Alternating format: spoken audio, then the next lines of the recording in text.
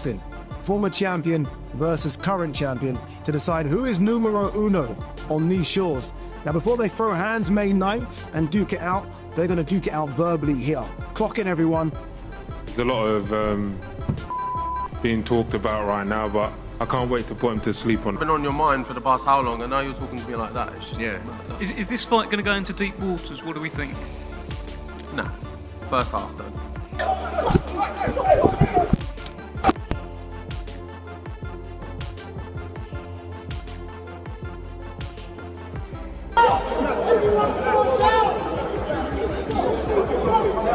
Shocking scenes unfolded as Daniel Dubois attacked Fabio Wardley during the press conference, instantly sending everything into chaos.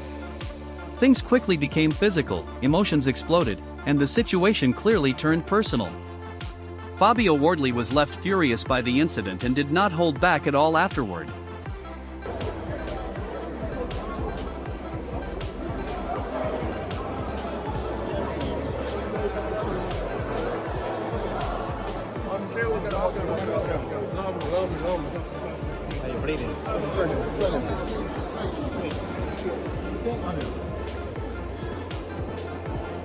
I don't know if I particularly learned anything.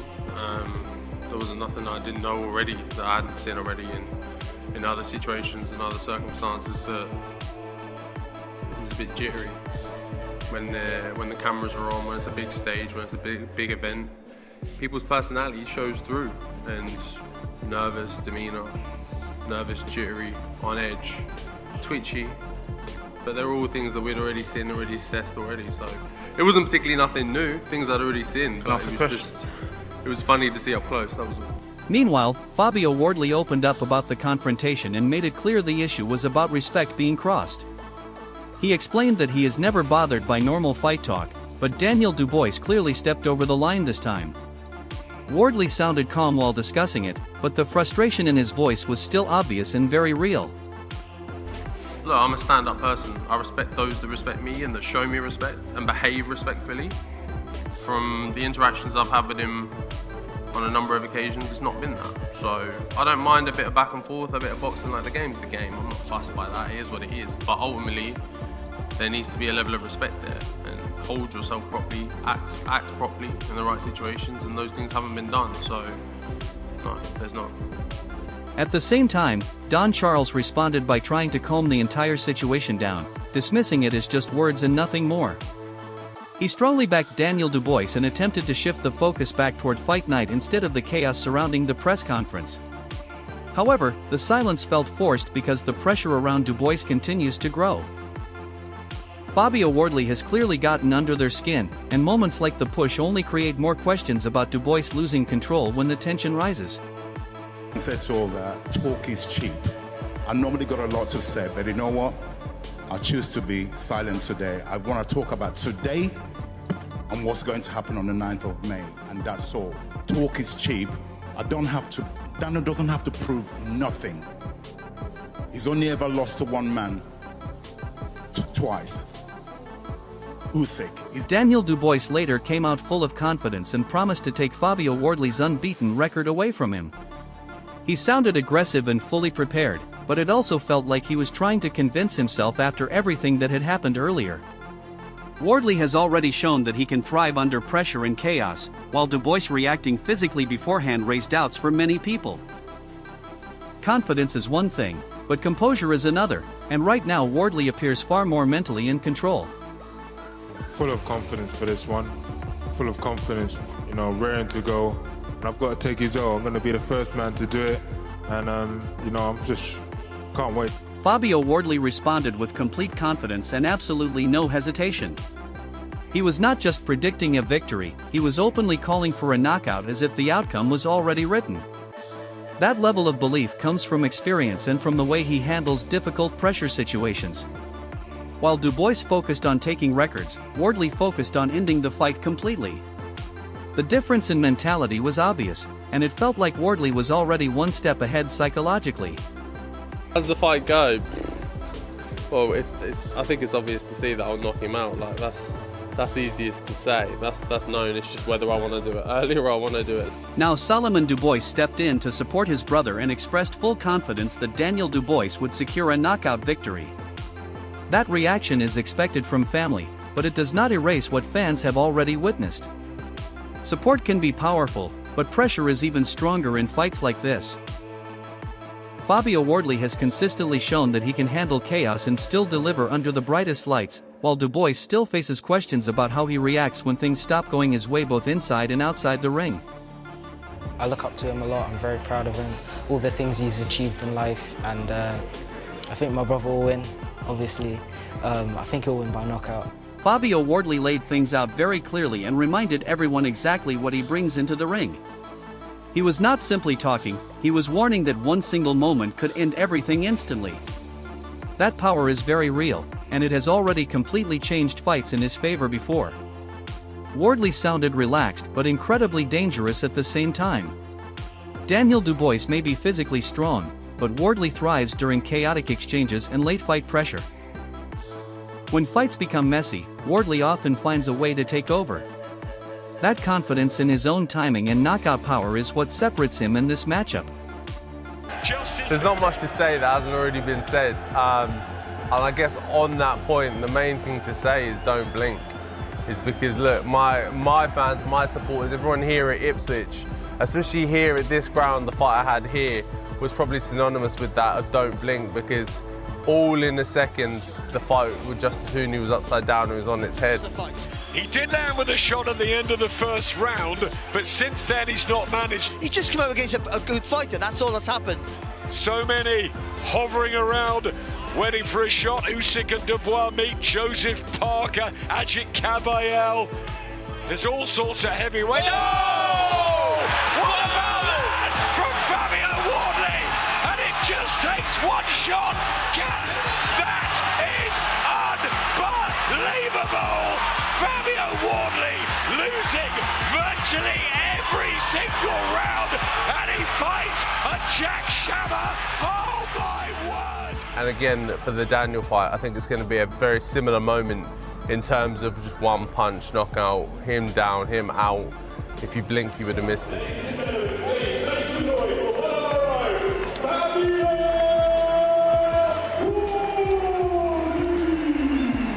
Daniel Dubois reflected on his journey and gave credit to his father for helping shape him into the fighter he is today. It revealed a more emotional side of his personality and highlighted the foundation behind his boxing career. But in massive fights like this, emotion alone is never enough. Fabio Wardley brings relentless pressure and real knockout danger every second of the fight. Dubois has already had moments in his career where people questioned his mentality under pressure. This matchup is not simply about strength or background stories. It is about which fighter can remain composed when everything starts collapsing inside the ring. I think when I've lived the life, so I guess I wouldn't be here without it. I wouldn't be here without, the dedication and the fire my dad has, and what he put into me. I'm glad I was the first male-born boxer and come out and went through that whole program. Spencer Oliver pointed directly toward the biggest question surrounding Daniel Dubois, which is his mindset. Physically, there is no doubt that Dubois is dangerous and powerful, but mentally he has been tested before. That is exactly why this fight becomes so fascinating. Fabio Wardley has already proven that he can survive adversity and still emerge victorious. If Dubois is not fully locked in mentally, Wardley could expose those weaknesses quickly. At this level, mentality means everything, and Wardley currently looks far more proven when it comes to handling pressure situations. Mindset, Dom recognises that it's not about the physicalities of Daniel Dubois, never has been. He's a big, strong guy, and if you get his mind right and he's that self-belief there, and that's what Dom will be working on with him. There's not many that should beat him ever. No. Carl Fruck also raised serious concerns regarding Daniel Dubois and questioned what happens inside his mind when difficult moments arrive. That mental uncertainty has always followed Dubois despite his obvious punching power. Fruck acknowledged that Dubois can hit extremely hard, but he still believes the psychological side remains a major question mark. At the same time, he also questioned the quality of Fabio Wardley's previous opposition. However, Wardley has consistently found ways to win and finish fights dramatically. Power is dangerous, but resilience and self-belief matter even more during moments of crisis. Wardley has repeatedly shown both qualities, while Dubois still has something to prove. I wonder, when it comes on top for him, Daniel Dubois, what's up there and does he want it? That's the only real question mark I've got over his career. Obviously, losing to Usyk's no disgrace, but he's a massive puncher, big, hard hitter. And Fabio Wardley has never really been in there. You've got Justice Hooney, you've got Joseph Parker, you've got Fraser Clark. None of them are really bangers, are they? None of them can really punch hard for heavyweight. I'm sure if they hit you on the chin, it'd hurt. But somebody like me who's got a granite chin. Ade Oladipo gave a balanced breakdown but still leaned toward Fabio Wardley because of his unbelievable knockout ability. He admitted that Wardley has taken punishment in previous fights, yet he somehow continues turning battles around in devastating fashion. That unpredictability is exactly what makes him so dangerous. Daniel Dubois might possess the power to hurt Wardley early, but if he fails to finish the job, Wardley only becomes more dangerous as the rounds continue. This matchup feels like a battle between raw power and resilience, and Wardley's ability to survive and strike back could ultimately become the deciding factor. Christ, man, that's just sensational. Honestly, that is just brutality at its best. I have picked against Fabio 2 or 3 times. I will never pick against him again. That being said, I picked against Dubois a couple of times. I think it's 50-50. This isn't fencing because I 51-49 Fabio. Fabio can crack, unlike any heavyweight I think right now in the division, but he takes a lot of punishment. Like, we've seen it, and I don't think you can take that type of punishment early from Dubois. But it's a tremendous fight. And look, if it does happen, credit to both. Credit to Dubois.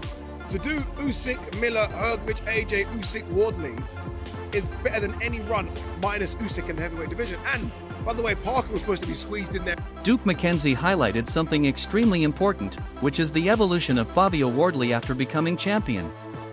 That extra confidence and sharpness could completely change a fight like this. Wardley is no longer relying purely on knockout power. He is developing into a far more complete fighter capable of adapting and finding solutions under pressure. Beating Joseph Parker the way he did showed he can survive difficult moments and still come out on top. Daniel Dubois having a powerful jab is certainly a major factor, but Wardley's ability to adjust during fights gives him a serious edge. If the fight becomes technical, Wardley is improving rapidly. If it turns into a war, Wardley has already proven he thrives in chaos and knows how to finish the job. Fabio Wardley's a world champion now in his own right.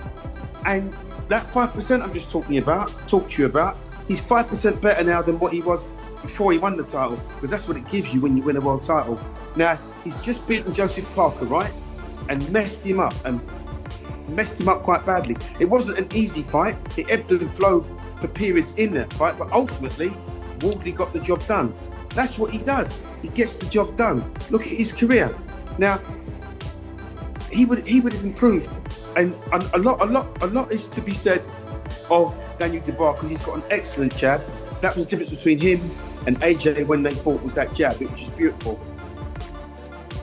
Wardley's got a good jab, and if Wardley's jab has improved since winning that title, then Ade Oladipo once again delivered a balanced perspective while still favoring Fabio Wardley because of his devastating knockout power. He acknowledged that Wardley has absorbed punishment in fights before, but he somehow continues finding ways to completely change the momentum in brutal fashion. That is what makes him such a dangerous opponent. Daniel Dubois may have the power to hurt him early in the fight, but if he cannot close the show, Wardley becomes increasingly dangerous as time passes. This matchup truly feels like a collision between power and resilience, with Wardley's survival instincts and counterattacking ability possibly becoming the deciding edge. Throughout there I can find who's available, who wants to scrap and get it on. All your fights, bar one, all your wins bar one have been by knockout. That's kind of what you do, right? It's written on the tin, as they say. You expect to knock out Daniel Dubois. I mean, we've seen you go points, the draw with Fraser Clark, you can go deep in fights, but you expect to knock this man out. Yeah, look, I've done it before in terms of going the distance. It's something I know I've got in the locker, it's something I know I can do, but also like you say, as a proven record, I knock people out. And whether that be first, second, third round, or 10, 11, 12, I carry that power all the way through. I carry that heart, determination and game all the way through. Every minute of every round, I'm in the fight. There's not a second of the fight where you think I'm down and out. Duke McKenzie again emphasized the importance of Fabio Wardley's development since winning a championship. That added confidence and sharper skill set could play a huge role in a fight of this magnitude. Wardley is not depending solely on raw power anymore. He is growing into a smarter and more adaptable fighter who can adjust under pressure and solve problems in real time. Defeating Joseph Parker in the manner he did proved that he can push through adversity and still find victory. Daniel Dubois having a dangerous jab remains important, but Wardley's ability to adapt mid-fight gives him another layer that makes him extremely difficult to handle. Whether the fight becomes tactical or descends into complete chaos, Wardley appears comfortable in both environments. As the champion, you obviously have a say in this fight as well. Why did you want to go straight into this one after a defeat? Most people have an easier one after a defeat, just to kind of get back on the horse, so to speak. You've gone straight into what many consider the #2 heavyweight in the world. Why have you gone straight there? I think it's perfect for me. This fight, you know, you ain't a southpaw or anything like that. This is the domestic scrap I need. This is, you know, juicy for me. You know, this is proper boxing now. Back at home. I'm coming out southpaw, so he's gonna be. Ade Oladipo continued leaning toward Fabio Wardley because of the frightening knockout ability he carries into every fight. He admitted that Wardley has endured heavy punishment before, but he always seems capable of turning fights around with devastating finishing sequences. That unpredictability makes him extremely dangerous. Daniel Dubois may hurt Wardley early, but if he cannot secure the stoppage, Wardley only becomes more threatening as the fight progresses. This feels like a true battle between explosive power and relentless resilience, and Wardley's ability to recover and strike back may ultimately decide everything. Smile when I say that, where for me it's quite scary. Do you accept that this is going to be one of those painful fights? Yeah, I think that's a given. Whether it be him, Joseph Parker, AJ, Fury, Usyk, whatever. At this level of the game, there's no easy rides no more. There's no comfy cruise through the win and have it nice and easy. Like, it's gonna be a scrap. And especially with the way we two go at it, yeah, there's gonna be a few cuts, a bit of blood, and all the rest to go with it. You liking it? Blood sport, yeah. I love it. Why? Why do you love that danger to it? Nah, this is you need to take chances if you want to be great. If you want to be great and do something, you know, to go down in history for, you need to take chances and risks, and this is what we are. Duke McKenzie once again highlighted the evolution of Fabio Wardley since becoming champion. The extra confidence, maturity, and sharpness in his game can completely alter a matchup like this. Wardley is no longer only a dangerous puncher. He is becoming a complete fighter capable of adjusting under pressure and finding answers during difficult moments. Beating Joseph Parker the way he did proved he can survive adversity and still emerge victorious. Daniel Dubois having a strong jab is important, but Wardley's adaptability gives him a major advantage. If the fight becomes technical, Wardley is steadily improving. If it turns into an all-out war, Wardley has already proven he thrives in chaos and knows how to finish fights in dramatic fashion.